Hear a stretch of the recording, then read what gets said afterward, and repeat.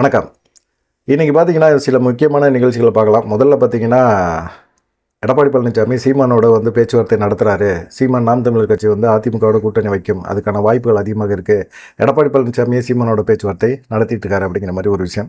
ரெண்டாவது பார்த்தீங்கன்னா ஓபிஎஸை பற்றி சமீப காலமாக பேச்சு இல்லை.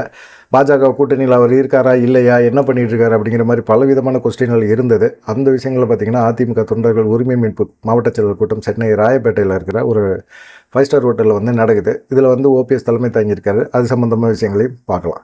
முதல்ல பார்த்திங்கன்னா எடப்பாடி பழனிசாமி சீமானோட பேச்சுவார்த்தை நடத்திட்டு இருக்காரு அப்படிங்கிற மாதிரி ஒரு தகவல் இருக்குது. இந்த தகவல் எந்த அளவுக்கு உண்மை அப்படிங்கிறது தெரியல.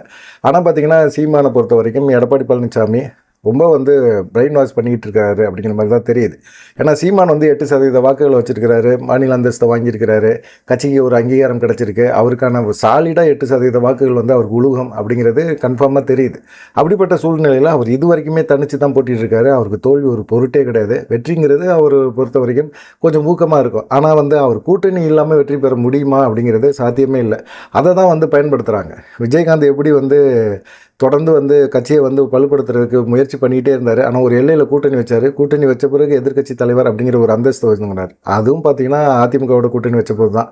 அதே போல் ஒரு சூழ்நிலையை நம்ம உருவாக்குவோம் அப்படிங்கிற மாதிரி சீமானை அப்படியே உசுப்பேற்றுறாரு எடப்பாடி பழனிசாமி. சீமானுக்கும் கொஞ்சம் அப்படியே நப்பாசை இருக்க தான் செய்யுது. எப்படியாவது நம்ம சட்டமன்றத்தில் உள்ள நுழைஞ்சிடணும், கட்சியை வலுப்படுத்திடணும், எதிர்காலத்தில் ஒரு முதலமைச்சர் ஆகிடலாம் அப்படிங்கிற மாதிரி ஒரு எண்ணத்தில் தான் இருக்கிறாங்க. ஆனாலும் பார்த்திங்கன்னா சீமானுக்கும் எடப்பாடி பழனிசாமி இவங்கன்ற நபர்களுக்கும் பார்த்திங்கன்னா ஒத்து போகிறதுக்கு வாய்ப்பே கிடையாது. ஏற்கனவே சீமான் சொல்லியிருக்காரு, நான் 1 மணி நேரம் தமிழின தலைவர் பிரபாகரனை பற்றி பேசுவேன். இவங்க பொறுமையாக ஸ்டேஜில் உட்காந்து கேட்க முடியுமா? கேட்க முடியாது. நான் வேறு டைரக்ஷன், அவங்க வேறு டைரக்ஷன். அவங்க வேறு மாதிரி யோசிப்பாங்க, நான் வேறு மாதிரி யோசிப்பேன். அப்படிப்பட்ட ஒரு சூழ்நிலையில் 2 பேருமே கூட்டணி அமைக்கிறது சாத்தியமா அப்படிங்கிற மாதிரி ஒரு எண்ணத்தில் இருக்காங்க. ஏற்கனவே பார்த்திங்கன்னா பாஜக பேச்சுவார்த்தை நடத்துகிறாங்க. பாஜக கடுமையாக எதுக்குறாரு சீமான்.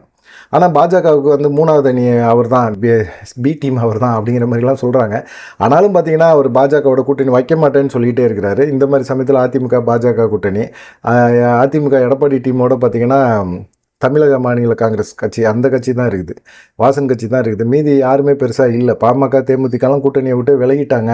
ஏன்னா இன்னமும் பார்த்திங்கன்னா கூட்டணிக்குள்ளே இருக்கிறாங்களா இல்லையான்னு தேமுதிகவே தெரியல. ஏன்னா அவங்களுக்கு ராஜ்யசபா சீட்டு கொடுக்கணும் அப்படிங்கிறதுல ரொம்ப தெளிவாக அவங்க இருக்கிறாங்க. இருந்தால் தான் கூட்டணியில் தொடருவாங்க. இல்லைன்னா பாஜக சொன்னால் கூட அவங்க கூட்டணியில் தொடர்றதுக்கு வாய்ப்பே இல்லை அப்படிங்கிற மாதிரி இருக்காங்க. ஒருவேளை அவங்க விஜய் கூட சேர்ந்து அதிமுக அழிக்கிறதுக்கான வேலைகளை கூட இறங்கிடுவாங்க அப்படிங்கிற மாதிரி எல்லாமே சொல்ல ஆரம்பிச்சிட்டாங்க.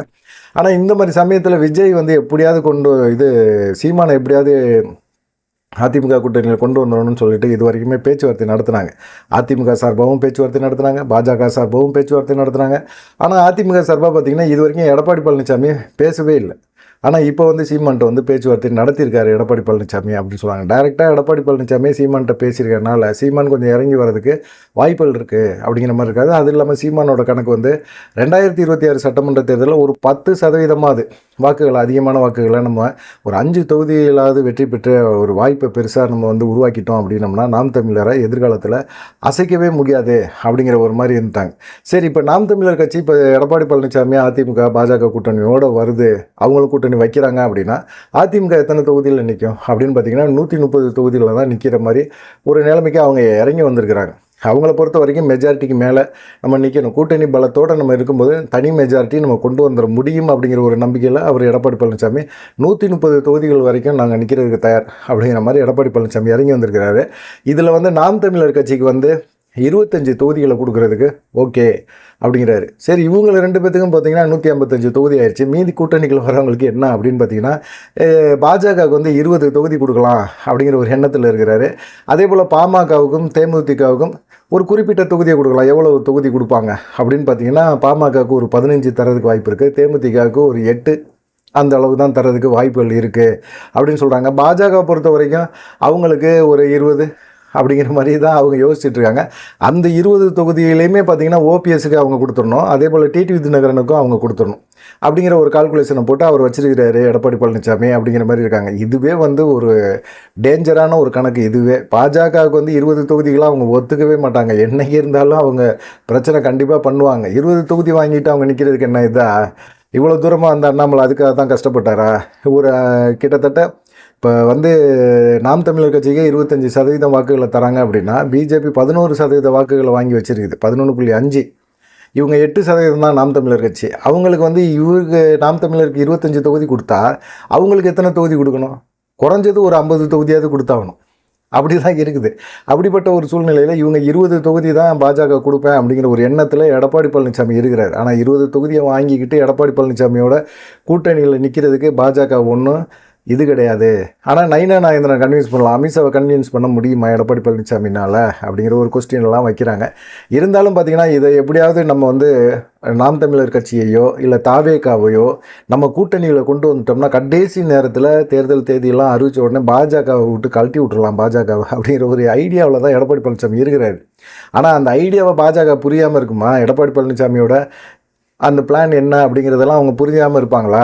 அது இல்லாமல் பார்த்திங்கன்னா பாமக தேமுதிகலாம் எடப்பாடி பழனிசாமியை நம்பி களத்தில் இறங்குறதுக்கு வாய்ப்பே கிடையாது.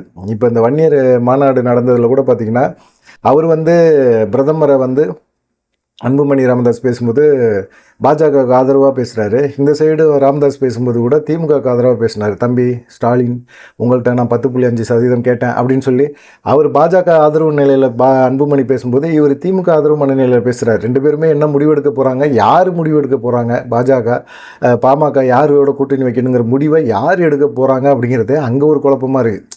இந்த மாதிரி சமயத்தில் இவங்க வந்து நீ எனக்கு ஒரு 10 சீட்டு தரம் வாங்கிட்டு நீங்கள் அதிமுக கூட்டணியில் வாங்க அப்படின்னா ஒத்துக்குவாங்களா? அதெல்லாம் ஒத்துக்கவே மாட்டாங்க. அப்படி தான் ஒரு இது ஓடிக்கிட்டு இருக்குது. ஆனால் வந்து சீமானுக்கு வந்து ஒரே ஒரு சங்கடம் என்ன அப்படின்னா, நம்ம இது வரைக்குமே தனித்து போட்டி போட்டோம். ஒரு அளவுக்கு நம்ம வந்து இப்போ 2026 சட்டமன்ற தேர்தலில் கண்டிப்பாக நம்ம ஒரு 10% இல்லை 15% நெருக்கி வாங்கிட்டோம் அப்படின்னோம்னா அப்புறம் நம்ம ஒரு அசைக்க முடியாத ஒரு சக்தி ஆகிடுவோம்.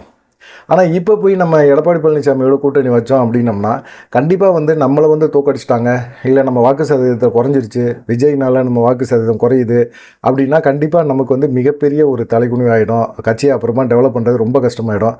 கூட்டணி வச்சனால தான் நாம் தமிழர் கட்சி ஓட்டு சதவீதம் குறைஞ்சிது அப்படிங்கிற ஒரு எண்ணத்தை மக்கள் மனசில் கொண்டு வந்துட்டாங்க அப்படின்னா திரும்ப பில்டப் பண்ணுறது ரொம்ப கஷ்டம் கட்சியை. அது இல்லாமல் இது வரைக்குமே வந்து மாற்று அரசியல் அப்படின்னு கையில் எடுத்துகிட்டு திராவிட இயக்கங்களோட சீமான் போய் அரசியல் பண்ணுறாரு அப்படின்னா கண்டிப்பாக அதை ஏற்றுக்கவே மாட்டாங்க. நாம் தமிழருக்கு இது வரைக்கும் ஓட்டு போட்டவங்க ஓட்டு போட மாட்டாங்க, அதுக்கு நான் விஜய்க்கு ஓட்டு போட்டு போகிறேன் அப்படிங்கிற மாதிரி மாற்றி ஓட்டு போட்டாங்கன்னா சோழி முடிஞ்சிச்சு, சீமானோட சோழி முடிஞ்சிச்சு அப்படின்னு ஒரு தரப்பு சொல்கிறாங்க.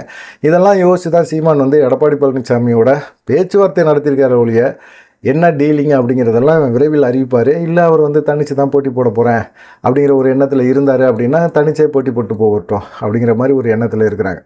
சரி, ரெண்டாவது அதிமுக தொண்டர்களின் உரிமை மீட்பு குழு இன்றைக்கி வந்து ராயப்பேட்டையில் ஒரு ஓபிஎஸ் தலைமையில் வந்து ஒரு மீட்டிங்கை போட்டு அவங்களும் பேச்சுவார்த்தையெல்லாம் நடத்துகிறாங்க. மாவட்ட செயலாளர்கிட்ட என்ன ஆலோசனை பண்ணார் அப்படின்னா இது மாதிரி தான், என்ன நம்ம அதிமுக பாஜக கூட்டணியோடு நம்ம இருக்கிறோமா இல்லையா, இல்லை நம்ம பாஜகவோட கூட்டணி வைக்கலாமா வேணாமா, இதெல்லாம் என்ன ஓபிஎஸ் வந்து மாவட்ட செயலர்கள்ட்ட கேட்குறாரு. அந்தளவுக்கு மாவட்ட செயலர்கள்லாம் வந்து மதித்து வந்து ஓபிஎஸ் பேசுகிறாரா அப்படின்னா இருக்குது. இன்றைக்கி வந்திருக்கிறாங்க சென்னை, திருவள்ளூர், செங்கல்பட்டு, காஞ்சிபுரம், வேலூர், திருப்பத்தூர் இந்த மாதிரி அந்த மாவட்டங்கள்லேருந்து நிறைய மாவட்ட செயலர்கள்லாம் வந்திருக்கிறாங்க. எல்லாத்துட்டையும் ஆலோசனை பண்ணியிருக்கிறாரு. சட்டமன்ற தேர்தலில் நம்ம என்ன நடவடிக்கை எடுக்கணும், யாரோட கூட்டணி வைக்கணும் அப்படிங்கிற ஒரு எண்ணத்துக்கு அவர் வந்திருக்கிறாரு. அப்புறமா எல்லார்ட்டும் பார்த்திங்கன்னா அந்த மீட்டிங்கில் வந்து ஓபிஎஸ், வைத்திலிங்கம், வெல்லமண்டி நடராஜன், மனோஜ் பாண்டியன் இவங்கெல்லாம் கலந்துக்கிட்டாங்க. ஐயப்பன் என்னாச்சுன்னு தெரியலையா, ஐயப்பன் எம்எல்ஏ. அப்புறமா ஓபிஎஸ் அணிக்கு முக்கியத்துவம் குறைஞ்சிருச்சா அப்படின்னு செய்தியாளர்கள் வந்து வைத்திலிங்கத்திட்ட கேட்குறாங்க. அப்படிலாம் கிடையாதுங்க, அதிமுக பாஜக கூட்டணி இணைஞ்சிருச்சு, அதிமுகவுக்குள்ளே கொண்டு போய் எங்களை சேர்ப்பாங்க அப்படிங்கிற ஒரு நம்பிக்கை இருந்துக்கிட்டே இருந்தது. பாஜக அதுக்கான நடவடிக்கை எதுவுமே எடுக்கவே இல்லை. அவங்க வந்து எங்களை வச்சு அரசியல் பண்ணுறாங்க அப்படிங்கிறது தெளிவாக தெரியுது அப்படின்னு சொன்னாங்க. ஏன்னா சமீபத்தில் கூட வைத்திலிங்கத்தோட இந்த அமலாக்கத்துறை ரெய்டு நடந்துச்சுல்ல, அது சம்மந்தமாக கூட இப்போ தனிப்பட்ட முறையில் சில ஆதாரங்களை வந்து கொடுத்துருக்குறாங்க அப்படிங்கிற மாதிரி தெரியுது. இப்படி வந்து தொடர்ந்து வந்து ஒவ்வொருத்தவங்களும் இந்த மாதிரி பேசுகிறாங்களே அப்படிங்கிற ஒரு எண்ணம், கோபம் எல்லாத்துக்குமே வந்து ஓபிஎஸ்க்கு இருந்துக்கிட்டே இருக்குது. அதனால் ஓபிஎஸ் வந்து என்ன செய்கிறாரு, இன்றைக்கி ஆலோசனை பண்ணியிருக்கிறாரு. நாளைக்கு கண்டிப்பாக நாங்கள் வந்து பாஜகவோட கூட்டணியில் தொடர்றோமா இல்லையா அப்படிங்கிற ஒரு அறிவிப்பார் அப்படிங்கிற மாதிரி சொல்கிறாங்க. இது வரைக்குமே ஓபிஎஸ் வந்து பாஜகவை நம்பிட்டு தான் இருக்கிறாரு. இல்லை பாஜக நம்ப வேணாம்னு சொல்லி அவருடைய ஆதரவாளர்கள் எல்லாருமே சொல்லிட்டு இருக்காங்க. தனிச்சு நீங்கள் கலங்கானுங்க, ஒன்றும் பெரிய பிரச்சனை கிடையாது. இப்போ இந்த கேசி பழனிசாமி வந்து நான் ஒரு கட்சி ஆரம்பிக்க போகிறேன்னு சொன்னார்ல, எம்ஜிஆர் அண்ணா திராவிட முன்னேற்ற கழகம், அந்த கட்சியோட டைட்டில் அப்படியே தான் இருக்குது. அந்த பேர்லேயே வந்து ஓபிஎஸ் வந்து தனியாக ஆரம்பிச்சிடலாம். அதே வாங்கிட்டு அவரே அந்த கட்சியை வச்சு நடத்தலாம், ஒன்றுமே பிரச்சனை கிடையாது. இப்போ டிடிவி தினகரன் நடத்தலையா, அதே போல் ஓபிஎஸ் நடத்தலாம். நடத்துகிற என்ன செய்வாங்க, பாஜக நெருக்கடி கொடுப்பாங்க. நான் வந்து கட்சியை ஆரம்பிச்சிட்டேன், கட்சியை தனியாக செயல்படுறேன் அப்படின்னா அதிமுகவோட தேர்தல் ஆணையத்தில் வந்து அதிமுக உரிமையை இவர் கோர முடியாது. இதை தான் பாஜகவும் செய்யுது. இவர் அதிமுகவுக்கு உரிமை கோரக்கூடாதுங்கிறதுக்காக தான் இந்த வேலையை பண்ணுறாங்க. அவர் அதிமுகவுக்குள்ளேயும் கொண்டு போக மாட்டேங்கிறாங்க, வெளியே வச்சுக்கிட்டே இவரை வச்சு நீ என்ன பண்ணுற அப்படிங்கிறத கேட்கவும் கூட மாட்டேங்கிறாங்க. என்னப்பா செய்கிற அப்படின்னாது கேட்கலாம். இல்லை ஒரு மதித்து ஒரு ஏதாவது பிரதமர் தமிழ்நாட்டுக்கு வரும்போதோ இல்லை அமித்ஷா தமிழ்நாட்டுக்கு வரும்போதோ ஓபிஎஸை கூப்பிட்டு வச்சு பேசலாம். அது கூட பேச மாட்டேங்கன்னா அப்போ ஓபிஎஸ்க்குன்னு ஆதரவாளர் இருக்காங்கல்ல, அவங்க என்ன நினைப்பாங்க ஓபிஎஸை பற்றி அப்படிங்கிற ஒரு எண்ணமே இல்லாமல் இருந்துகிட்டு இருக்காங்களே அப்படிங்கிற மாதிரி தான் இருக்குது. பயன்படுத்துகிற வரைக்கும் பயன்படுத்திக்கிறாங்க. இப்போ அண்ணாமலையை பயன்படுத்தினாங்க. அண்ணாமலை நல்லா பாஜக கொண்டு போய் வளர்த்து ஒரு நல்ல ஒரு நிலைமையில் கொண்டு போய் வச்சோன்னா அவரை எடப்பாடி பழனிசாமி சொல்கிறேன்னு தூக்கி விட்றாங்க. தூக்கி விட்ட பிறகு இன்றைக்கி பாஜக திரும்பவும் அந்த நோட்டா கீழே போய் நிற்கிது. எப்படி வந்து அதெல்லாம் வந்து ஏற்றுக்கிறாங்கன்னே தெரியல. மாற்றுக் கட்சிக்காரங்க சொல்கிறாங்க அப்படிங்கிறதுக்காக சொந்த கட்சியை வளர்த்து வச்சு அண்ணாமலையவே தூக்கி போட்டாங்க பாஜக மேலிடம். இன்றைக்கி ஓபிஎஸ்க்கு என்ன நடக்கும், அதே தான் நடக்க போகுது. ஓபிஎஸ் என்ன செய்ய போகிறாரு, பாவமாக அப்பாவியாக இருக்குவார். இப்போ அது துணிஞ்சிக்கிட்டாரு அப்படிங்கிற மாதிரி எண்ணத்தில் இருக்கிறாங்க. தேர்தல் ஆணையம் என்ன கண்டிப்பாக பாஜக மேலிடம் என்ன சொல்லும்னா, நீங்கள் தேர்தல் ஆணையம் வந்து ஒரு அறிவிப்பு வெளிவரும், நீங்கள் ரெட்டையில் உங்களுக்கு தான், நீங்கள் வந்து அதிமுகக்குள்ளே திரும்ப வரீங்க, ஒரு ரெட்டையில் உங்களுக்கு கொடுக்குற மாதிரி தேர்தல் ஆணையம் ஒரு செட்டப்பை உருவாக்கி உங்களுக்கு கொடுக்குற மாதிரி இருக்கும்போது நீங்கள் அதிமுகக்குள்ளே உள்ளே வந்துடுவீங்க. இப்போ இதுவரை எந்த ஒரு பிரச்சனையும் பஞ்சாயத்து எதுவுமே பண்ணாதீங்க அப்படிங்கிற மாதிரி சொன்னாலும் ஓபிஎஸ் வந்து ஓகே ரெட்டையில் நமக்கு தான் வரப்போகுது அப்படின்னு சொல்லி பாஜக சொல்லிட்டாங்க. அவங்க சொன்னால் தேர்தல் ஆணையம் மறுக்காது அப்படிங்கிற ஒரு எண்ணத்தில் ஓபிஎஸ் வந்து பாஜக இப்படி சொல்லியிருக்கு, நம்ம தான் அதிமுக நம்ம கையில் தான், இனிமேல் வெயிட் பண்ணுங்கள் அப்படிங்கிற மாதிரி ஒரு எண்ணத்துக்கு போயிடுவார். இப்போ வந்து ஆலோசனை பண்ணுறாரு, நடவடிக்கை என்ன பாஜகவோட நம்ம கூட்டணி வைக்கலாமா வேணான்னு ஆலோசனை பண்ணுற அளவுக்கு வந்துட்டார்னா விரக்தி ஆகிட்டார் பாஜக மேலே. இப்போ வந்து அவருக்கு வந்து இப்போ என்ன பண்ணணும் அப்படிங்கிற ஒரு எண்ணம். இப்போ ஓபிஎஸ் இப்படி நடவடிக்கை எடுக்கிறாருன்னா பாஜக மேலே எடுத்துக்கு தெரியாமல் இருக்கும், நடத்தட்டும், அவர் பாட்டுக்கு அவர் வேலையை பார்க்கட்டும் அப்படிங்கிற மாதிரி தான் இருப்பாங்க. இல்லை ஓபிஎஸ்ஸை கூப்பிட்டு ஐயோ நீ எதுவும் பண்ணிடாதப்பா, நாங்கள் உனக்காக தான் பேசிகிட்டு இருக்கோம் அப்படிங்கிற மாதிரி பாஜக மேலிடம் கூப்பிட்டு ஓபிஎஸ்கிட்ட பேச்சுவார்த்தை நடத்த போகிறாங்களா? அதெல்லாம் நடத்த போகிறதே இல்லை. ஓபிஎஸ் துணிஞ்சு இறங்கணும், அவ்வளோதான். அதிமுக தொண்டர்கள் குறிப்பாக பார்த்திங்கன்னா அதிமுகவோட எம்ஜிஆர் ஜெயலலிதா காலத்து தொண்டர்கள் அவங்க எல்லாமே நினைக்கிற ஒரே விஷயம் வந்து ஒருங்கிணைந்த அதிமுக தான் வேணும்னு சொல்லி. அந்த ஒருங்கிணைந்த அதிமுகவை இவங்களால உருவாக்க முடியல பாஜகனால். அப்படி உருவாக்கணும்னு நினச்சா உருவாக்கியிருக்கலாம். உருவாக்குனா இது பாஜகவுக்கு மிகப்பெரிய ஒரு எதிரியாகிடும். அதை தான் பாஜக உணர்ந்து ஒருங்கிணைந்த அதிமுக உருவாக்கினா சின்ன பின்னமான அதிமுகவாக இருக்கட்டும், இதை வச்சு தான் நம்ம வந்து ஓட்டு சதவீதத்தை அதிகப்படுத்த முடியும்னு பாஜக மேலிடம் யோசிக்குது. இது எடப்பாடி பழனிசாமி தெரியாமல் இருக்குமா? தெரியும். தெரிஞ்சாலும் அவர் என்ன பண்ணுறாரு, நமக்கு வந்து ஒன்று நம்ம முதலமைச்சராகவும் இல்லை எதிர்க்கட்சி தலைவராவது இருப்போம், நமக்கு கட்சி பதவி அந்தஸ்து எல்லாமே இருக்குது. இந்த கட்சிக்காக வருஷம் பார்த்திங்கன்னா ஏகப்பட்ட கோடிகள் வருமானம் வந்துட்டுருக்கு, சொத்து இருக்குது, எல்லாத்தையும் விற்று தின்னா கூட நம்ம பாட்டு விற்று தின்னுக்கிட்டு உட்காந்துக்கலாம் அப்படிங்கிற ஒரு எண்ணத்தில் மட்டும் அவர் இருக்கிறாரு. திமுக ஆட்சிக்கு வந்தால் வந்துட்டு போகுது, நமக்கு என்ன இருக்குது அப்படிங்கிற ஒரு எண்ணத்தில் மட்டுமே ஓடிட்டுருக்காரு. இப்போ ஓபிஎஸ் வந்து இப்போ வந்து அவர் வெளியே அதை ஏற்றி விட்டனால தான் அவரும் இப்போ பாஜக கூட கூட்டணி வைக்கலாமா வேணாமான்னு நினைக்கிறார். பாஜக தொடர்ந்து துரோகம் பண்ணுறதுனால தான் அவரும் இந்த யோசனைக்கு வந்துட்டார் அப்படிங்கிற மாதிரி இருக்கிறாங்க.